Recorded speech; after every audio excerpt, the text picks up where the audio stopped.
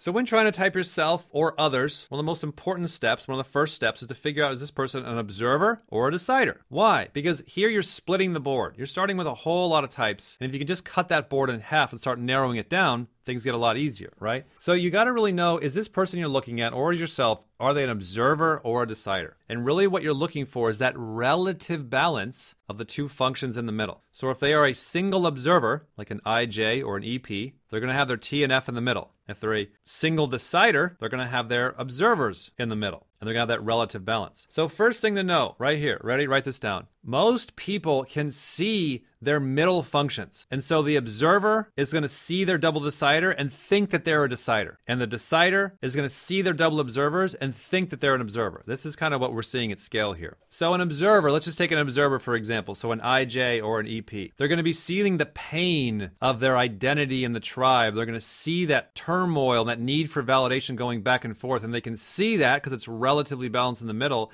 And therefore they're thinking, oh, that must be who I am. I must be a decider person. Because can they see their first and fourth function? No! That's the point. This is what Carl Jung was trying to tell everybody. You can't see your blind spots. Your blind spots are going to be that first and fourth function. Now, I know you're special and you can see yours, but, everybody else can't, so screw you. So what has kind of helped with this is, really realizing, letting people know that, look, deciders trump observers. Pain trumps fear. When your deciders are acting up, say you're 21 years old trying to figure out what to do in life and nobody likes you and you're a piece of shit and you're scared, you're in a lot of pain. It doesn't matter what damn type you are. You're in decider hell. Your internal identity and your place in the tribe is in a threatening spot that is extremely painful. What's not quite as bad as pain is fear. As a kid, are you more worried about your parents coming in, standing over your bed and saying, I hate you, you're worthless, you're a piece of shit, I just wish you would die? So that's option one. And then option two is, there's a spider that lives under my bed and might come out and bite my toe. Okay, that's pretty fearful. So you have fear on one side and you have pain on the other. Pain is worse than fear. So when we're tracking this at scale objectively, we're noticing a clustering around. Deciders are usually, anecdotally, I know it's not true for you because you're special, it's usually their life is about pain. Pain about themselves and the tribe, and they're relatively calm and control and chaos. Not from their fucking perspective, they're not, because they're all upside down. They can't see the mess they're in. This is from looking at the macro scale of 1,000 people, right? Then the observers, they're relatively calm about themselves and the tribe. Of course, when you're young, you always go through a painful spot. Of course, everybody. Of course, when you get older, you always go through a painful spot. But generally speaking, looking at the macro trends of a lot of people, we're seeing the observer's life are generally more wrapped around fear, anxiety, the missing information. The thing that has really helped us is knowing that number one, people can't see their first and fourth function imbalance. They can usually only see their middle imbalances. And then therefore, they're thinking that's them. So the observer is going to think they're a decider. The decider is going to think they're an observer. Again, people are